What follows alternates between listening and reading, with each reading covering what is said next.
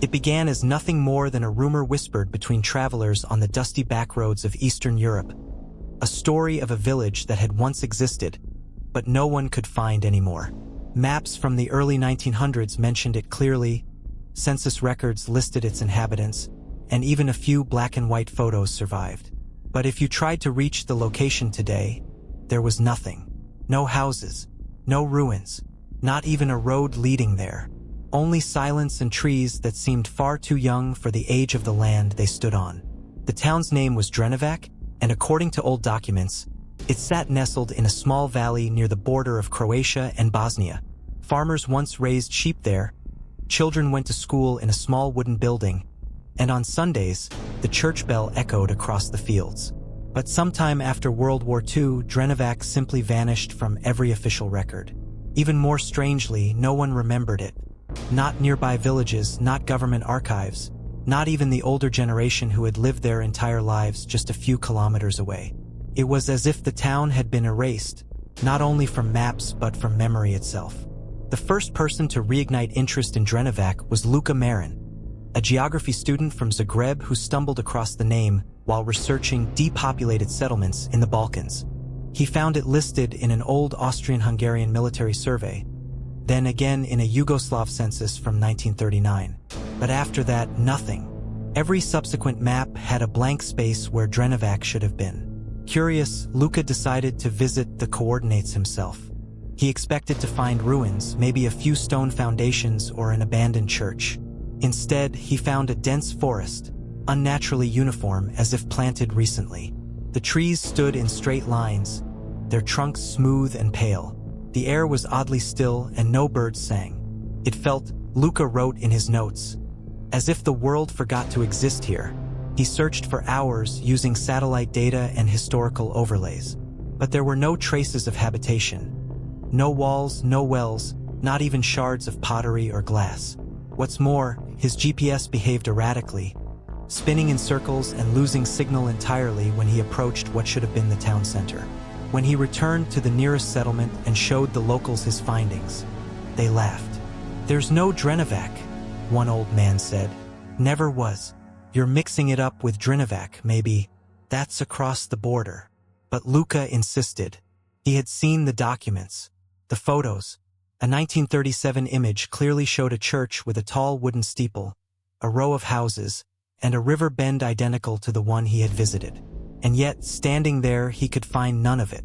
Weeks later, he returned with a camera, a drone, and 2 friends to document everything.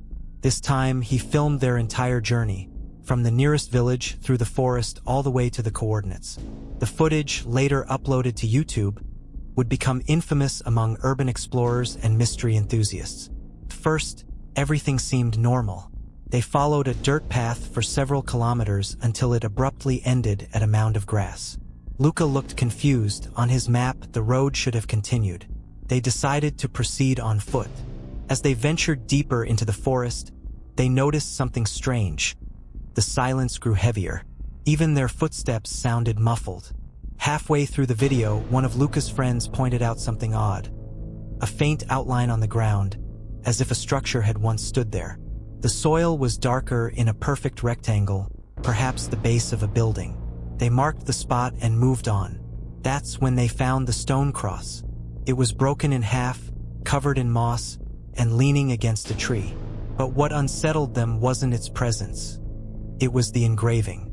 Though eroded, Luka managed to make out a few letters, DREN. The rest was gone. In that moment, the tone of the video changed. The group's excitement turned into unease. "See," Luka said on camera. "This proves it. Drenovac was here." But one of his friends, visibly nervous, whispered, "Then where did it go?" The rest of the footage showed them exploring what looked like the remnants of a stone wall, barely visible beneath roots and vines. Luka wanted to stay until nightfall, but his friends refused. The final shot was of them walking back toward their car, with Luka glancing over his shoulder at the forest one last time. A week later, Luka disappeared. His last message to his girlfriend was short. "I'm going back there. There's something I missed." He never returned. The police searched the area for days but found nothing. No body, No car, not even tire tracks. Only his camera, discovered near the forest's edge, battery dead, lens cracked. The video spread across the internet like wildfire. Forums debated whether it was real, fake, or part of some elaborate ARG. Some claimed to recognize the terrain from drone footage. Others believed it was cursed ground. A few even pointed to wartime records suggesting that the entire population of Drenovac had been executed during World War II, and that local authorities buried the truth to avoid scandal. But there was another theory. An old woman from a nearby town came forward, claiming she had heard stories of a cursed valley where a church once stood. According to her grandmother, the place was struck by lightning during a storm in the 1940s, killing nearly everyone inside during Sunday Mass. After that, she said, no one dared to return. The few who did went mad or vanished. When asked if this was Drenovac, she only shook her head. "We don't say that name," she muttered. "It doesn't want to be remembered." Historians dismissed her story as superstition. But when a group of archaeologists later tried to survey the area, their instruments malfunctioned, just like Luca's GPS compass needles spun uncontrollably, and radio contact dropped within minutes. They left after only a few hours, refusing to speak about what they experienced. A local newspaper published an article calling it Croatia's own Roanoke. Others compared it to the Dyatlov Pass mystery or the Lost Colony legends. But what made Drenovac stand out wasn't just the disappearance. It was the deliberate erasure. Every trace of it, from maps to archives, had been systematically removed. Someone or something didn't want it found. To this day, no official explanation exists. The area remains off the beaten path, overgrown and unmarked.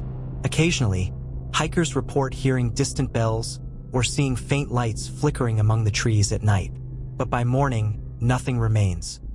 Only the sound of wind and the haunting thought that maybe, just maybe, the town is still there, hidden between worlds, waiting for someone else to remember it. And every once in a while, a new name appears in local missing person reports. Hikers, explorers, tourists, drawn by the same mystery that consumed Luca Marin. The forest keeps its secrets well, because Drenovac, the town that disappeared without a trace, might not be gone. It might just be waiting. When the story of Drenovac spread online, it became more than just a creepy legend. It became an obsession. Reddit threads filled with grainy screenshots from Luca's video. TikTok users created eerie short clips claiming to have found the coordinates. Amateur historians and paranormal investigators started debating whether the entire thing was a fabrication. But as the noise grew, so did the mystery, because people who actually tried to visit the location began to report strange phenomena of their own. One man, an ex-soldier named Marko Vojic, claimed to have gone hiking near the area in 2019. He said his GPS app suddenly jumped hundreds of meters, showing his position flickering between two places. Then he noticed something else. Every sound around him stopped. No birds, no wind, nothing, he later said in an interview. It was like being inside a vacuum. When he turned around, the trail he'd come from was gone. Trees stood in its place. He walked for hours until he finally stumbled upon an abandoned stone wall covered in moss. Behind it, he found a small mound with an iron cross embedded in the dirt. When he tried to take a photo, his phone froze. The image never saved. He left that same day and swore never to return. But 3 weeks later, Marko's brother reported him missing. His last known location, according to phone records, was near the same coordinates as Drenovac. Stories like this reignited the debate. News channels briefly covered it as the forest that eats people. The government issued a short statement denying any official recognition of a Drenovac settlement and urged citizens to avoid venturing into restricted woodland areas near the border. That only made the mystery worse. Restricted? Why? A YouTuber named Anna Petrovich, known for exploring abandoned places across Eastern Europe, decided to investigate. Her channel had millions of views, and she promised to finally uncover the truth about Drenovac. In her first video, she analyzed historical maps, pointing out inconsistencies. Roads that ended abruptly, rivers that changed course, and satellite images showing strange geometric clearings in the forest. In her second video, She showed preparations for her field trip. She hired a local guide, borrowed a thermal drone, and even brought EMF detectors after her followers suggested paranormal interference. "I don't believe in ghosts," she said confidently, "but I do believe in patterns, and something about Drenovac doesn't add up." Her team entered the forest early one morning. The footage, later uploaded in fragments, began normally. Sunlight filtering through trees, laughter, conversation. But after a few hours, the mood shifted. The light dimmed unnaturally fast, as if clouds had rolled in out of nowhere. The drone captured something shocking. A faint circular outline visible only from above, like the ghostly imprint of streets or building foundations hidden beneath the soil. "That's the town," Anna whispered off camera. "It has to be." They moved closer to the circle. Suddenly, their radio mics emitted high-pitched static. Then, one of the team members shouted he'd found something half-buried in the dirt. When they brushed away the leaves, they uncovered a rusted door handle attached to nothing, a remnant of a home that no longer existed. But it was what came next that made the footage infamous. As Anna filmed the ground, her camera flickered and cut to black for 3 seconds. When the video resumed, the entire environment looked different. The sky was darker, the trees older, and in the background, a faint sound could be heard, a bell ringing. 3 slow tolls, then silence. The team panicked. They turned back, but their GPS showed they were miles from their car. "It's impossible," Anna said, her voice trembling. "We didn't walk that far." After another hour, the footage ended abruptly. Her channel went dark for 2 weeks. When Anna finally reappeared in a live stream, she looked pale, exhausted, and refused to discuss what had happened. "Something's wrong with that place," she muttered. "Don't go there. Don't even look for it." But the internet wasn't satisfied. Conspiracy theories exploded. Some claimed Drenovac was destroyed deliberately after the war because it was the site of secret Yugoslav experiments, chemical, biological, or even psychological. Others believed it was a cover-up for mass executions carried out by different military factions. A few fringe theorists even linked it to Project Nikola, a rumored Cold War experiment involving electromagnetic field manipulation in rural Croatia. One thread in particular gained traction after a user posted supposed declassified satellite images showing thermal anomalies over the forest. The images displayed heat signatures shaped like rectangles, consistent with buried structures. But when fact-checkers tried to verify them, the files disappeared. The account that posted them was deleted within 24 hours. Meanwhile, local authorities announced new ecological restrictions in the area. No one was allowed entry without a permit. The official reason: protection of endangered flora. For many, it was proof of a deeper cover-up. Then came the discovery. A group of independent researchers, led by an archaeologist named Dr. Helena Radic, managed to get temporary access to the restricted forest in 2022. Using ground-penetrating radar, they detected several rectangular cavities beneath the soil, too regular to be natural formations. "It's consistent with man-made structures," she explained in an interview. "Probably foundations, maybe cellars." But after only 2 days of digging, the operation was suddenly halted by local police. Their equipment was confiscated, and they were ordered to leave immediately. No official explanation was ever given. Months later, Helena spoke anonymously to a journalist. She claimed that one of the radar scans showed something that shouldn't exist. When asked what she meant, she replied only, "There was movement, underground." That phrase, "movement underground," spread like wildfire. Forums lit up with theories ranging from underground bunkers to temporal anomalies. Some insisted Drenovac hadn't been destroyed, it had been buried alive. Adding fuel to the fire, several hikers later reported hearing faint voices beneath their feet, as if carried through the ground. One man swore he heard a woman singing in what sounded like an old Croatian dialect. Another claimed to see flickering lights, like lanterns, moving below the soil's surface. Psychologists explained it as pareidolia, our brains forcing patterns into random noise. Geologists said the area was full of underground water channels that could create echoes. But believers weren't convinced. especially after a local shepherd recorded a chilling video showing fog rolling out of the forest, forming what appeared to be human silhouettes before vanishing. By late 2023, Drenovac had become a digital phenomenon. Documentaries, podcasts, and even fictional movies were made about it. Yet, the deeper people dug, the stranger it became. Old archives that once mentioned Drenovac were mysteriously inaccessible. Entire sections of scanned maps were blurred. One journalist even received a cease and desist letter from a historical preservation agency that didn't seem to exist. And then, Anna Petrovich disappeared again. Her last upload was titled "Returning to Drenovac, One Last Time." The video lasted only 5 minutes, ending with her whispering, "I think I finally understand what it is."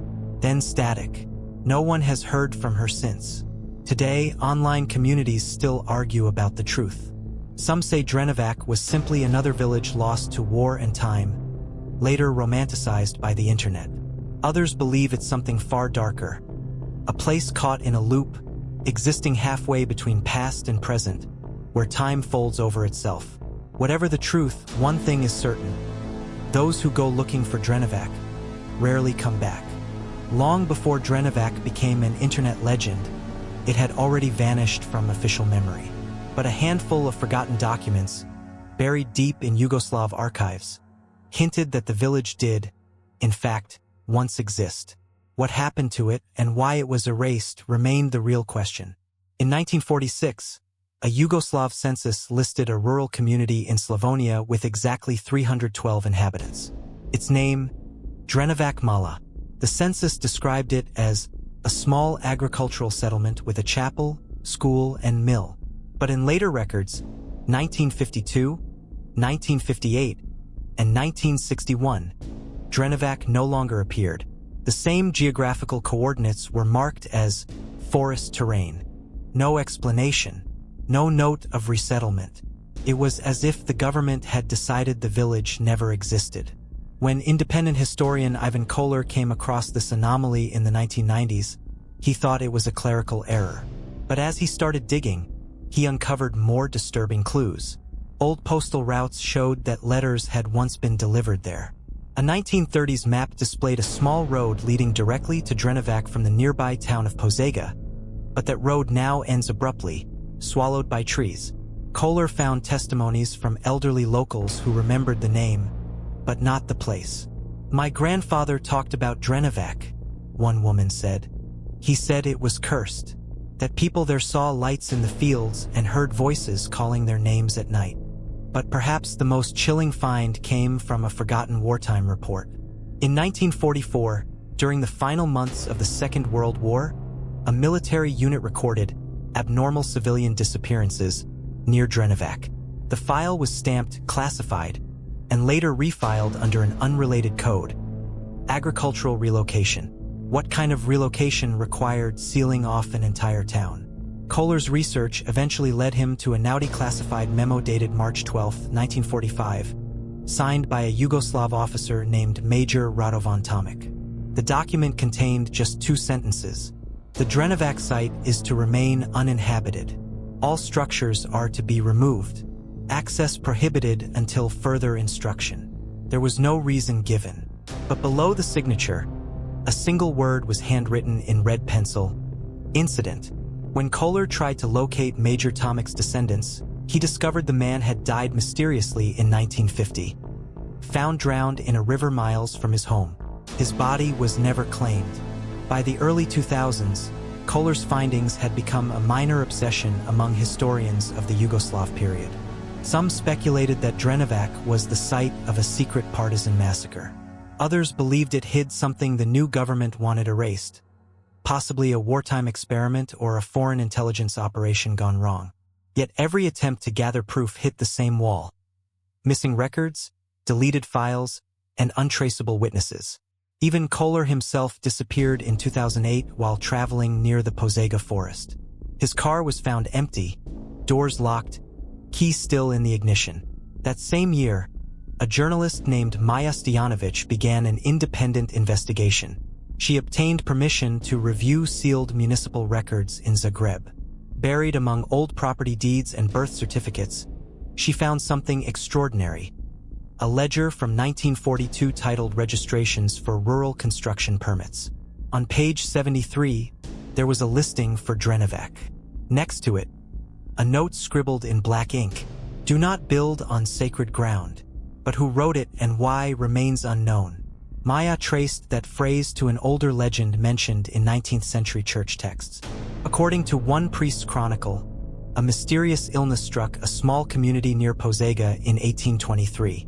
Villagers reportedly saw black fog rising from the soil, followed by weeks of nightmares and madness. When the local clergy attempted to bless the land, their candles wouldn't light. The area was declared cursed. The priest concluded, "No settlement shall endure where the earth refuses the light." For nearly a century, no one built there until, apparently, the formation of Drenovac Mala in the early 1900s. It seemed like the town was doomed from the start. A surviving photograph from 1938, unearthed from a regional archive, showed a handful of wooden houses and a small church tower. In the background, smoke trails curled from chimneys. Ordinary, peaceful. But upon closer inspection, archivists noticed something odd. Behind one of the houses, there was a faint outline in the dirt, almost circular, as if the land had sunken slightly. A depression, one expert called it, like the ground had given way before. Fast forward to 1944, just before the disappearances began. A former soldier named Petr Milosevic wrote a letter to his brother describing strange lights hovering above Drenovac at night. He claimed people were vanishing into thin air. Livestock refused to graze near the eastern edge of the fields. And then his final sentence, "If you do not hear from me again, know that Drenovac was taken, not by men, but by the earth itself." The letter was never delivered. It was later recovered from a military postbox during cleanup operations after the war. All of this could still be dismissed as folklore until 2017, when a construction project accidentally unearthed something startling.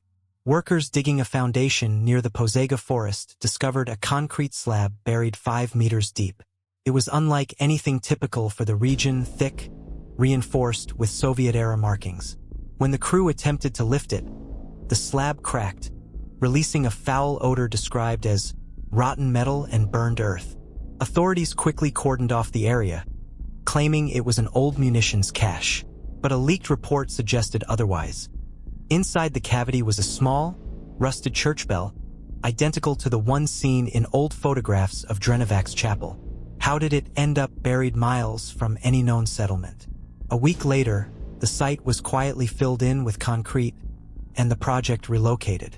Then, a retired surveyor named Nikola Brlek came forward.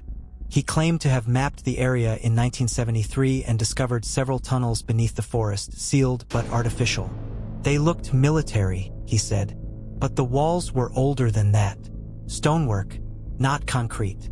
When he filed his report, it was rejected for errors in measurement. But Nikola kept a copy. The map clearly showed a network of underground passages, leading toward a point labeled only as Drenovac. It was as if the town hadn't been erased, just moved underground. Some researchers suggested the tunnels were part of an old medieval monastery system used during Ottoman invasions. Others speculated they might connect to Cold War bunkers. Yet none of those explanations accounted for the disappearances, the missing documentation, or the reports of lights and sounds still emanating from below. By now, the legend had evolved beyond history. It had become a psychological phenomenon. People began dreaming of Drenovac after reading about it. Entire online communities reported shared nightmares, visions of endless corridors, ringing bells, and whispers in forgotten dialects. One psychiatrist described it as collective haunting through digital transmission. But among all theories, one stood out for its eerie logic. In 2021, a physicist named Dr. Pavel Novak proposed that Drenovac might have been built on a natural electromagnetic anomaly, similar to places like the Hessdalen Valley in Norway. He argued that intense geomagnetic activity could cause visual distortions, compass malfunctions, even hallucinations. Over time, radiation or underground mineral activity might have made the area uninhabitable, leading authorities to cover it up under wartime secrecy. It was a rational theory, But skeptics pointed out something chilling.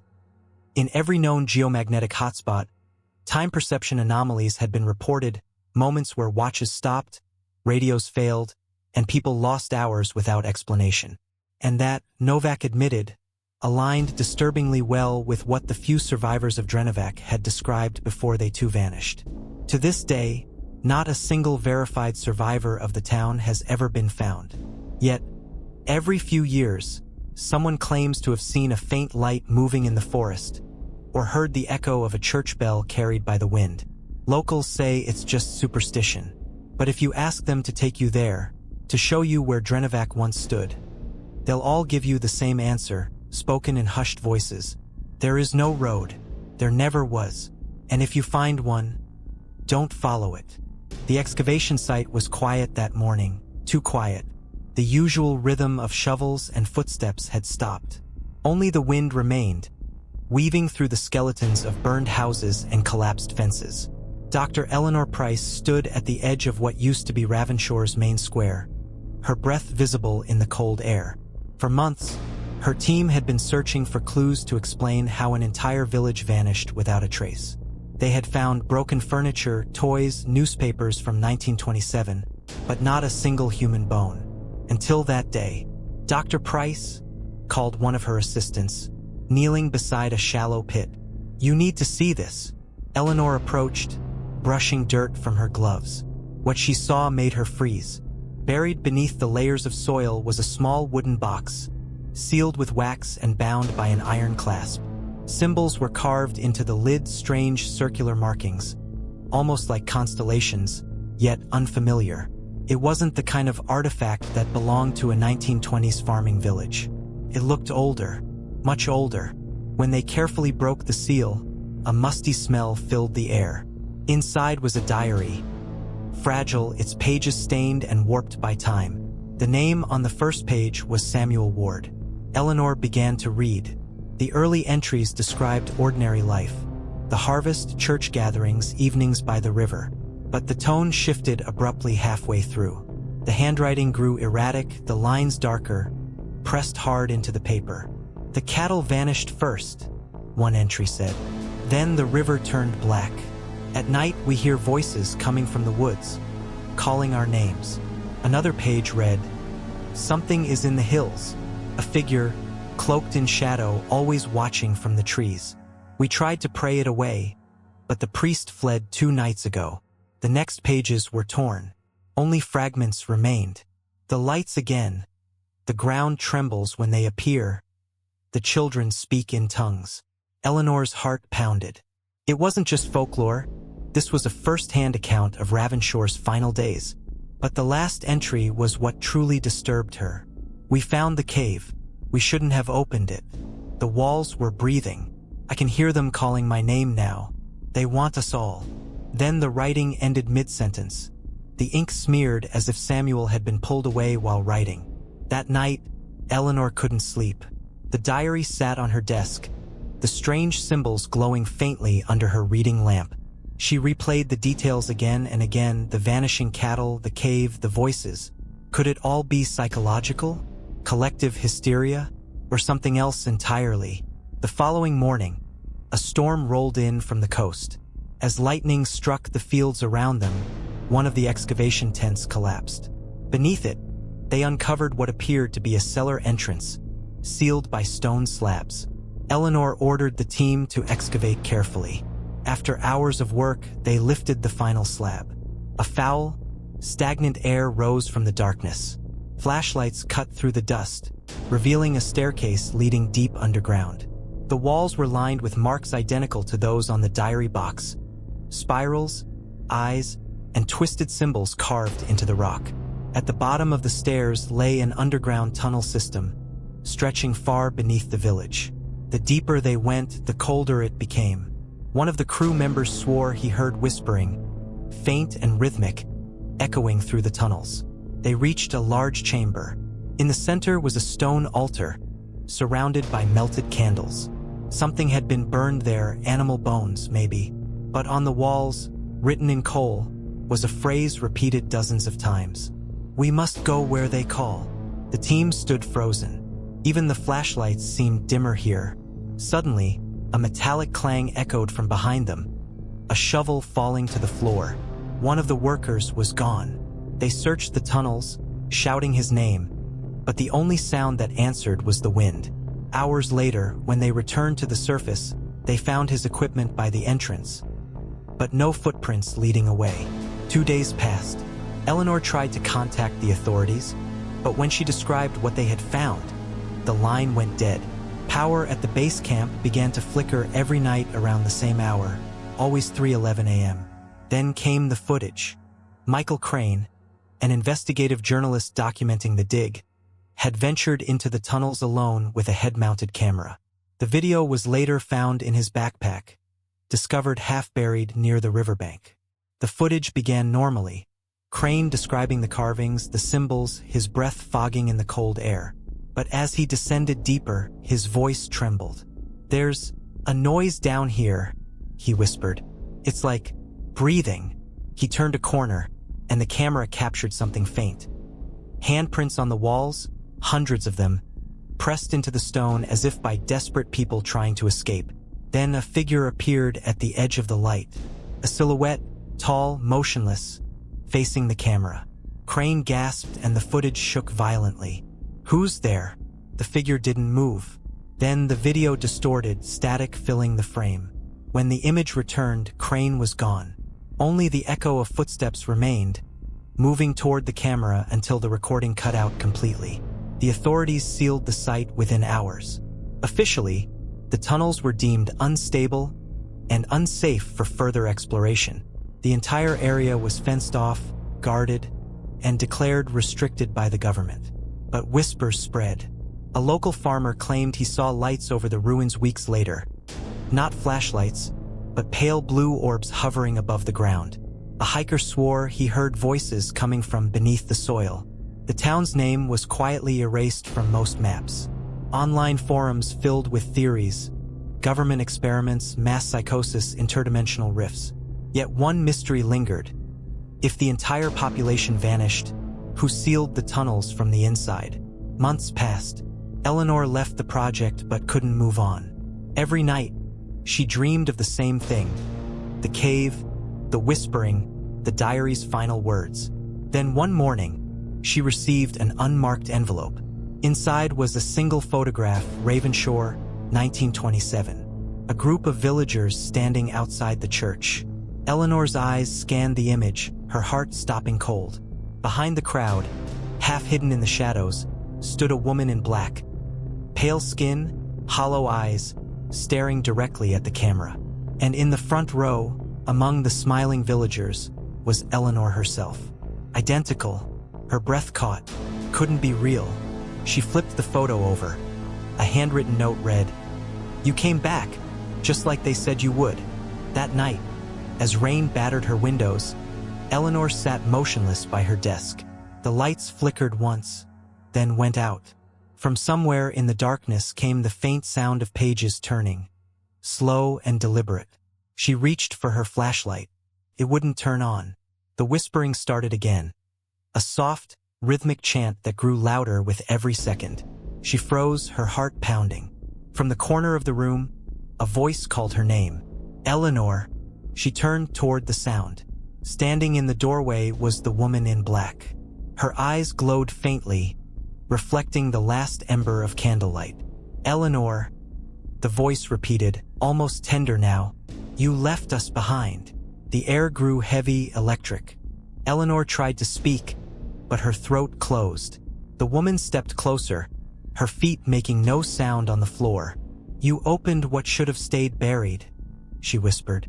"Now it's your turn to remember." The temperature dropped. Frost spread across the glass of the window. Eleanor's breath came in shallow gasps. The woman reached out a pale hand, and just as her fingers brushed Eleanor's face, the lights snapped back on. The room was empty. Eleanor collapsed to the floor, trembling. On her desk, the diary lay open, but the words had changed. The ink was still wet, freshly written. She came home. Eleanor fled the house that night, never to return. The next morning, neighbors reported hearing faint laughter echoing from her empty windows. The police found no sign of her, only footprints leading into the woods, and stopping abruptly halfway through. And once again, Ravenshaw had claimed another name. The journalists had followed every possible lead, but all trails led back to the same chilling silence. The deeper they dug, the stranger it became. Satellite images, government reports, and even private archives showed that the town existed, right up until it didn't. And then, it was gone. But the question that haunted them was not only how the town vanished, it was why. In the following weeks, rumors spread like wildfire. Some claimed the residents had been part of a government experiment gone wrong, their disappearance a cover-up. Others believed in something supernatural, that the town had crossed some invisible threshold, pulled into another dimension, erased from time itself. Yet, among all the wild theories, one story stood out. A story so obscure, it had almost been forgotten. An old man who once worked for a national mapping agency reached out anonymously. He said he had once drawn maps that included the town, precise coordinates, topographical details, even street names. But one day, he received a directive. Remove it. It no longer exists. When he questioned why, his supervisor told him something he never forgot. Some places don't disappear. They're erased. That phrase stuck with him for decades. Now, as he watched the reports on TV, he wondered if the time had come to tell what he knew. He explained that in the late 1980s, strange geological readings had been recorded in that same region, fluctuations in magnetic fields, localized tremors, and unexplained light phenomena at night. Entire squads of scientists were dispatched, but the results were classified. Shortly after that, the town disappeared from official maps. What frightened him most wasn't that the town had vanished. It was that no one, not even the families of the missing, could prove it had ever been there. The journalists verified the man's credentials, and he checked out. The revelation gave their investigation a new direction. They began requesting declassified military data, looking for any mention of the coordinates where the town once stood. Days later, they received a corrupted document, a partial satellite scan dated 5 days after the town's disappearance. It showed an expanse of empty land. But hidden in the corner of the file's metadata, a note: anomalous energy interference detected, area under observation, access restricted. That was the breakthrough they'd been searching for. They tried to access the location, but as before, the perimeter was sealed off. Drones sent over the site malfunctioned or returned blank footage. GPS systems stopped working within a 5-mile radius. It was as if the land itself rejected being observed. Still, one image was retrieved before the signal was lost, a single still frame. At first, it looked like static, but after enhancement, something began to emerge. Faint outlines of buildings, blurred shapes that seemed to shimmer through a fog of distortion. The file name was a string of numbers, ending with one haunting word: echoes. The journalists were shaken. Was this proof that the town still existed, somewhere between worlds? Or just a digital artifact, a glitch of corrupted data? One of them, a researcher named Elena, became obsessed. She started sleeping less, her walls covered in printouts, coordinates, and red strings connecting every clue. Her notes read like the diary of someone descending into obsession. Then, one night, she vanished too. The others thought she had quit the investigation, until her car was found abandoned near the restricted zone. The doors were open, the keys still in the ignition, and her phone lay on the ground. The last message she had sent to her colleague read, "I can hear them. They're still there." After that, nothing. The disappearance of Elena reignited global attention. News outlets began revisiting the case, and the mysterious town that disappeared became a symbol of modern mysteries. A haunting reminder that even in an age of satellites and digital records, something could still be erased without a trace. Years passed, and the government eventually lifted all restrictions around the area. Curious travelers and explorers ventured in, hoping to uncover the truth. What they found was unsettling.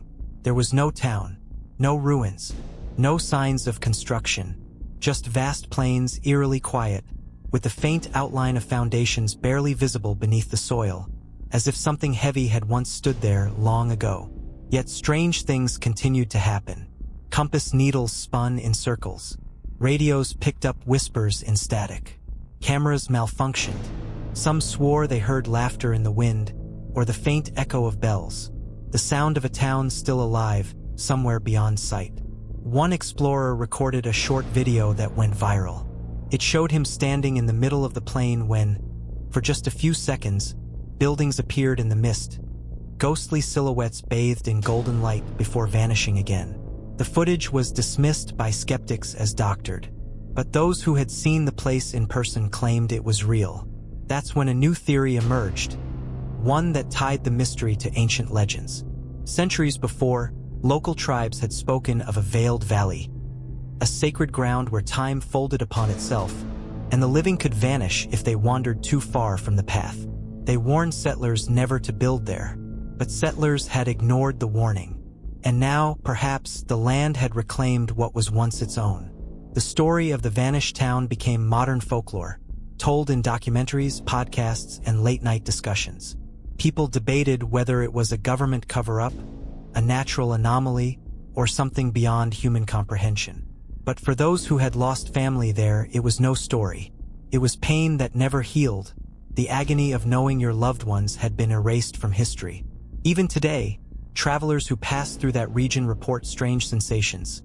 A feeling of being watched, of déjà vu, of voices calling from somewhere distant. And sometimes, when the fog settles low and the air grows heavy, you can almost see it. A faint light in the distance, like the glow of street lamps flickering back to life. Maybe the town isn't gone. Maybe it's still there, caught between worlds, waiting for someone to listen. Or maybe it was never meant to be found again, because some places, once touched by mystery, never truly return.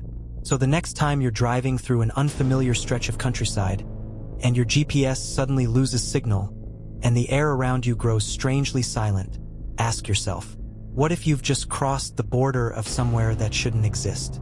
What if you're the next to disappear without a trace? If you've made it this far, you now know the haunting mystery of the town that disappeared without a trace. But ask yourself, was it really gone? Or simply hidden? If you want to explore more stories like this, unsolved disappearances, forbidden places, and mysteries science can't explain, make sure to like, subscribe, and turn on notifications, because the next story might just prove that the unknown is closer than you think.